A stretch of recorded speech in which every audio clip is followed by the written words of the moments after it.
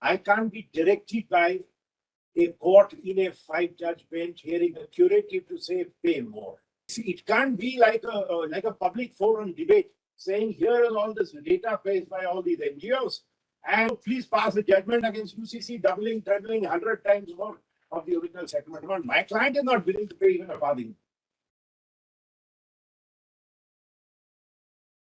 Lordship's last direction.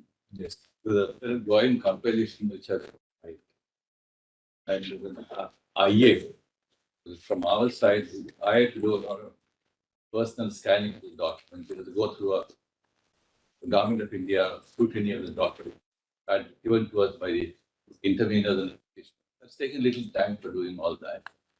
But nevertheless, they've been placed on record. There's an IA taking Lordship's to condone the delay in filing this document. That's not the only thing I tell you will be. Please keep in mind the security petition. At some point, Your Lordship will hear us because we are objecting to these documents and we're coming on that.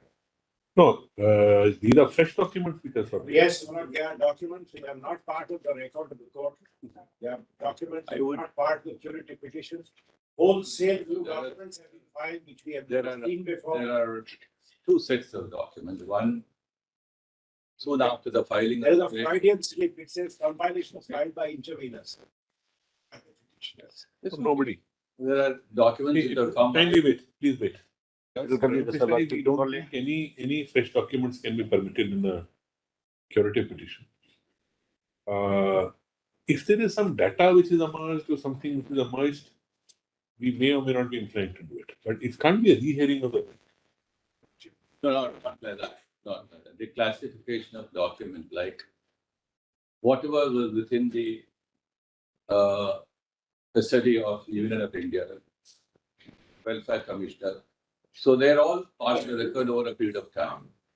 But in order to collect supporting documents like how did they adjudicate? No, let us understand. The settlement has arrived at a particular stage of time. Can we say that 10 years hence or 20 years hence or 30 years hence open the settlement? I would be in a position on the basis of some fresh documents. No certainty to law. Not like that. It's not. It won't be like that. Because if the settlement, there are two judgments. Let's put it like broadly, a settlement judgment and a review judgment. Yes. So if in both these set of judgments, the court has expressed concern that it will be always possible for the court to have a second look at the matter because emerging facts will throw light on whether the court need to reopen this matter. And those facts have certainly emerged. And then therefore that's a primary consideration. So I'll be able to take your lordships through those documents. What is the height of how? Did the government file a review at any stage of time? No, I'll be able to answer all that. Whether the government filed a review or not would be a secondary question. We are looking at a very exceptional case. So this is a matter of fact whether the review is filed or not. I understand. There is no perspective to it. I wait to explain all those things. So as I understand, I'm just confirming the fact. As I understand, no review filed, curative filed after 19 years. Is these two facts correct or not?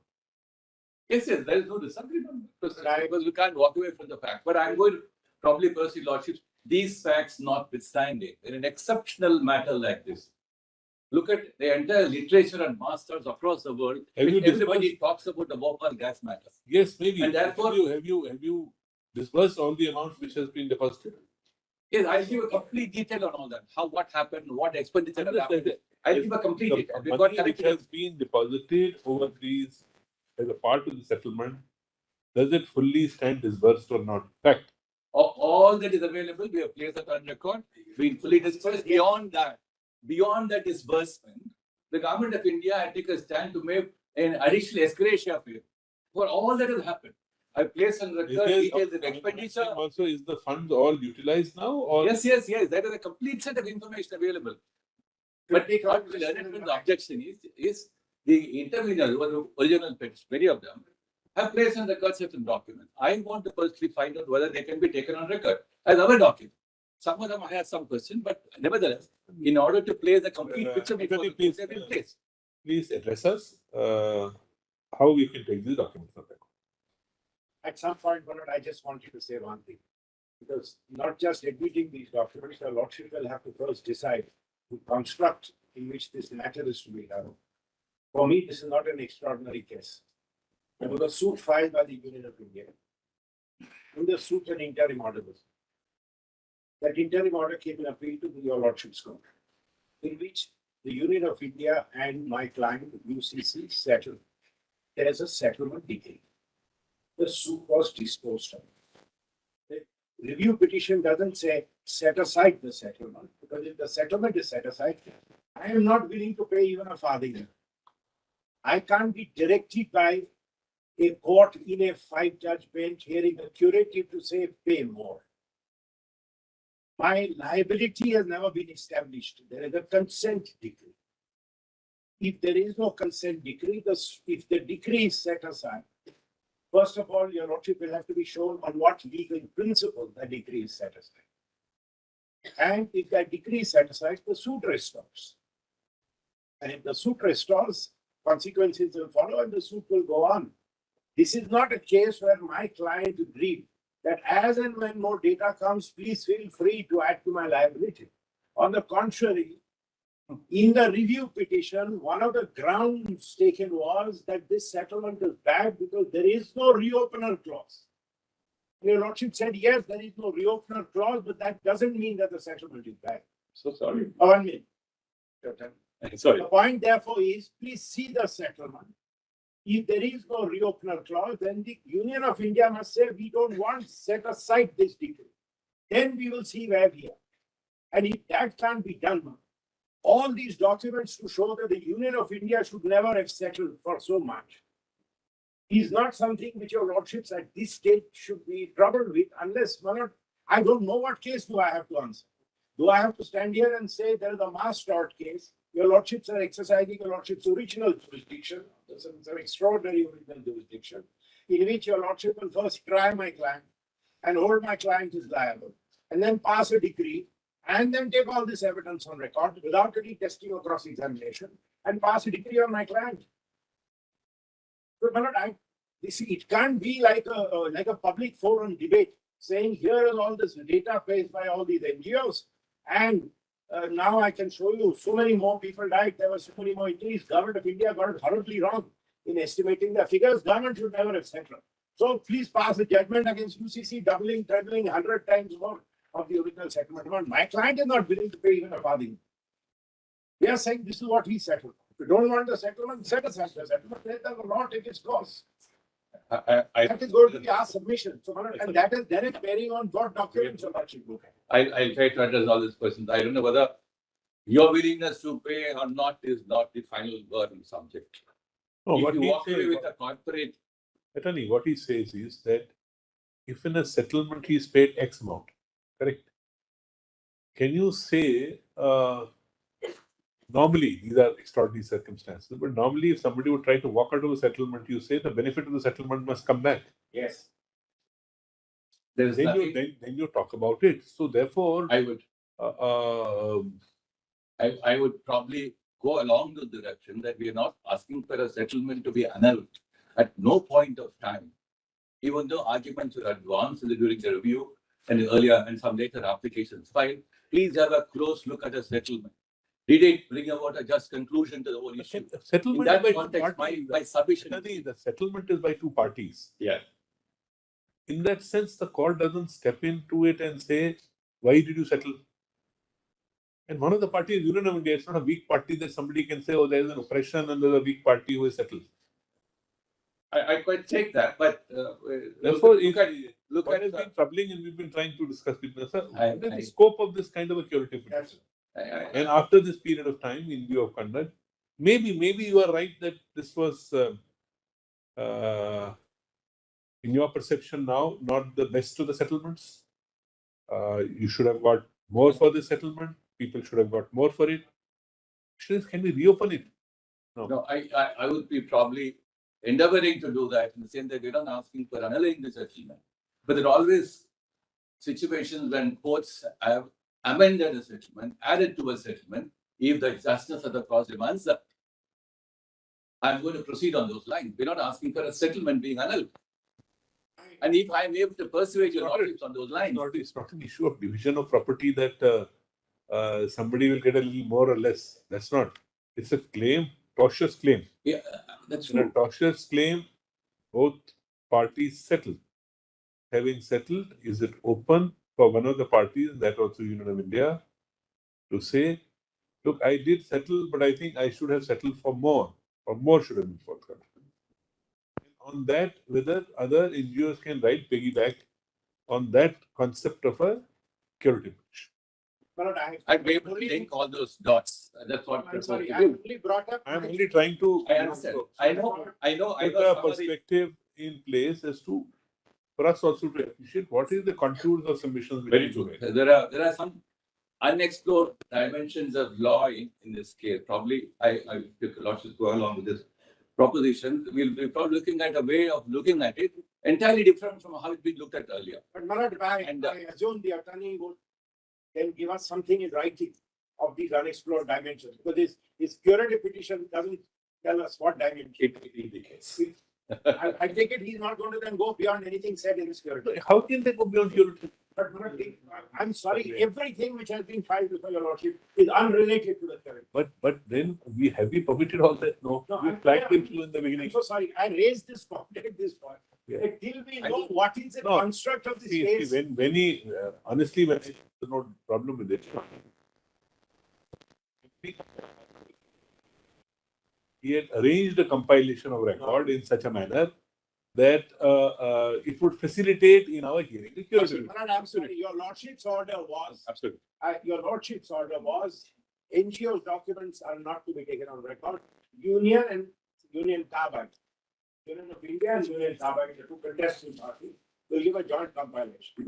Joint compilation is always of what is on record. Exactly. In a curative Yeah, level, you can't.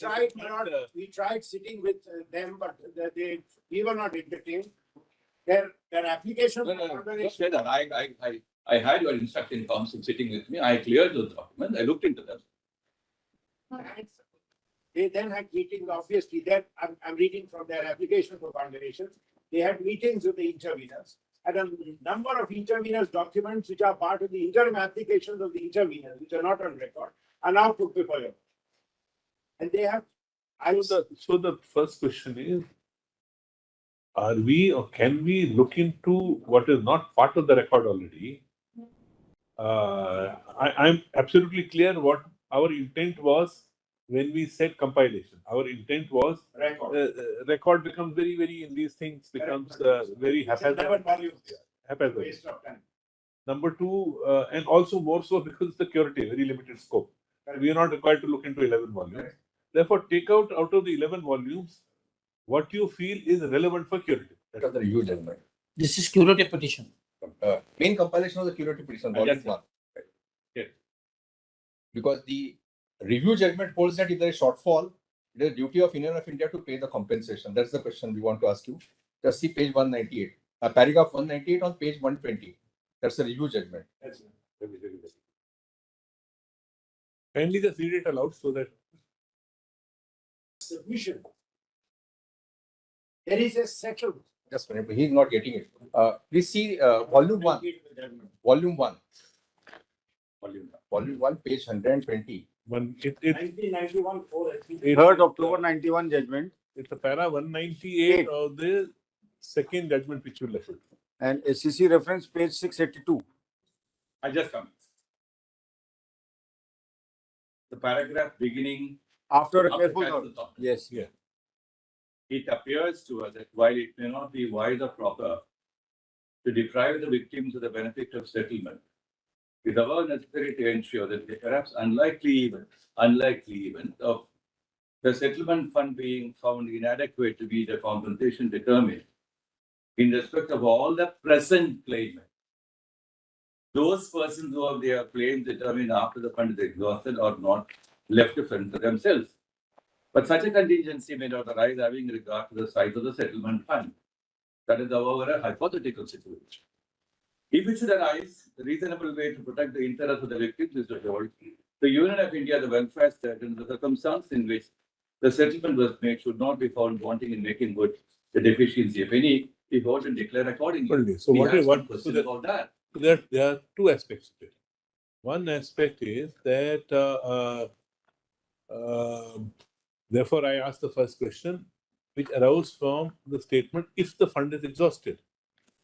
Now, it does appear from the last time, my recollection is of the last state's hearing, where it was pointed out by the council that there are still funds lying deposited by Union Carbide which are undisbursed. They say 50 crore, you will be able to answer what is the amount. Therefore, when the funds are lying with you, it's not a question where funds are exhausted. One. Even 25 years down the line. There is a parallel writ petition I'll filed. put it slightly different, if you got it. I let me put it, then you answer Right. it your way. Yeah. This is one aspect. I try to look at Yeah. both, varied points. I mean, it's not as if. This is one. Secondly, what my brother rightly points out is that were the funds to fall short also, you are the one in the Union of India, you have to make it up. There are in the curative petition and in the documents which are filed in support thereof, the argument is that there are 3 claims by Union of India, which is set out in the curative petition. So under each of the heading, we find that the amount which has been made over to work under the settlement fund is inadequate. Number 1. Number 2, the figures on the number of deaths and the categories of injuries, permanent, temporary, etc. The figures have gone much beyond what the review court found at that point of time. That's why they say present claimants. If the figure of deaths was 3,000, How come amounts are still lying and it's really more than 5,000? How are 50 crores, if at all, lying undisbursed, which means people are not getting the money? No. Are you responsible for the money not going to the people? I see that. That's why I tried to look at the angle. What was the total corpus of money available from the settlement fund and how it has been expended?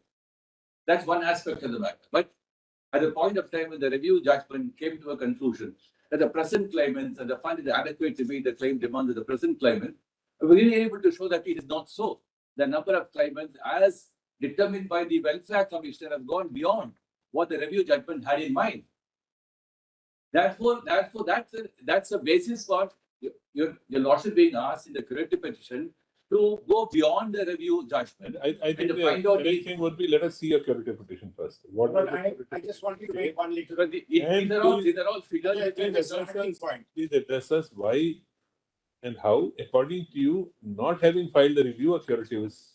And my lord, please, I have one more submission to your make, lordship which I- is not taking these on record, their compilation. We have not as yet taken into. No, I would probably suggest whatever objection. We have neither said we yes need to nor look said at no it. at the moment. Because these are just exchanged. I try to look in, find out. I'm told many of the documents which objections are being raised have been played by the interveners earlier than pointed soon after the curative petition was We filed. can't. They were petitioners and they intervened in the curative petition. May have. Therefore, if Today's question is, it is your curative petition. it's my We curative can't petition, let, and but- your curative petition is not, is it or is it not? I would not preceded by probably- a review. There are many, attorney, all we are pointing out is, there are many hurdles in your way. You may be able to proceed, yet we don't have any. so there are, see, Just to finish this point. in both the settlement judgment and in the review judgment, and in some of the interlocutory applications filed over a period of time. And just look at these cases when the act was put a challenge. A post-judicial opportunity to the claimants, I think, is desirable, has been emphasized in more than one place.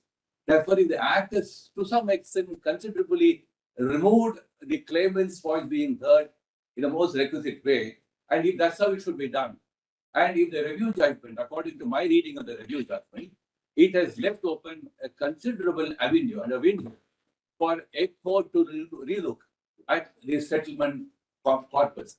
And if that is open, I think documents will throw considerable light on the various facets of the case will have to probably receive, unless in serious objection to the sources from which you got those documents. Not so The say. process by which you obtained You those. have to link first. You have to, subject to whichever way you want to go about. First, you have to say, it's in my thinking process, how a curative petition without ever having filed a review petition would lie. One. Number two, what is the scope of this curative petition? Then we'll come to whether any further document can be taken. To put it shortly, if I'm probably able to take your odds on these lines. if the Buddha judgment had in mind a certain set of circumstances post anthole, the writ petition being filed to reopen settled judgments of court, either in the specially petition, the appellate jurisdiction, or even into jurisdiction, Harish Salve onwards. So if the court had that in mind, principles of natural justice. So I'll probably be able to tell you lots of the principles of natural means a fair hearing. A fair hearing means, like what Justice Ahmed said in the Allahabad High Court, that if a record of a case went on before the court, there is no fair hearing. So according to you, government did not get a fair hearing, or the government did not know how to give a fair hearing to others? I only brought the Security is a very, very yes. This is a door or a window which has been No, opened, maybe. but it is every year closed for 200 cases. Hardly anything comes out of it, because there must be some very, very rare and compelling circumstances. I'm in complete agreement with under that. which But it in has to be a exercised. case of this nature, which defies several logics of the due process of law, and where therefore the court will admit certain rules, certain processes. But you are to be part of the arguing on a Buddha basis. You are arguing on a basis you don't want to open the settlement. Because you are in a you have many slippery areas. If you say that they open the settlement, that will create its own complications. I've also looked at those other instances, for instance, US litigation, the asbestos litigation, etc., where the courts have always left like the reopening clause. I mean, in some settlement, there is a reopening clause. That does not mean if the reopening clause is there, Is there the ends of reopening justice clause? will close that. No, here the clause is, well, if a situation arises to increase the claim, you do it. That's what. I take a lot to some of the observations from the review judgment Mm. and say that yes, there was a concern, On an the settlement, underlying concern. on the settlement, para 199 119. and 200 of the same judgment. No, I would probably, these are just broad Kindly reflection. just read 199 also in the sequence. Probably, I'll read that. Next paragraph. I'll read that. It is relevant here. The Union of India quite fairly. All these fact settlement powers sought to assail its validity on certain legal issues. But the fact about the settlement was not disputed. Indeed, Union of India did not initiate any substantive proceedings of its own to assail the agreement of the consensual relevance constituting the substratum of the order of the court. The legal contention as to the validity of settlement is permitted to be raised in as much as that an order made on consent would be at no higher footing and could be assailed on the grounds that an agreement could be. And, but that I stated earlier, the factum of the consensual nature of the transaction and the existence of the fact was not disputed. Those legal contentions as to the validity have now failed. The result is that the agreement subsists. I've seen that. But I would probably be able to urge your lordship that if in other parts of the judgment the court has expressed its concern, if there was a need to look at on the basis of emergent facts, which emergent facts are beyond dispute, if you put it like that, then this will not come in my way, neither in the way of the Union of India, nor in the way of the petitioner who have legitimate claims to demand the settlement to be amended. You're not asking the settlement. The court will find, yes, the number of figures that you shifted to amend the settlement. It doesn't depend, you are volition. It doesn't depend on anything you want to do. Look at the way the whole transaction happened in 1991 as a review judgment. Your corporate games people always play, restructuring the internal structures. So today, the United Nations laid down certain guidelines on how human rights concerned. It is certainly a factor to be taken into account for looking at global commerce and global trade, multinational enterprises. The emerging trend of views looking about how to look at that. Therefore, it's not as if you're looking at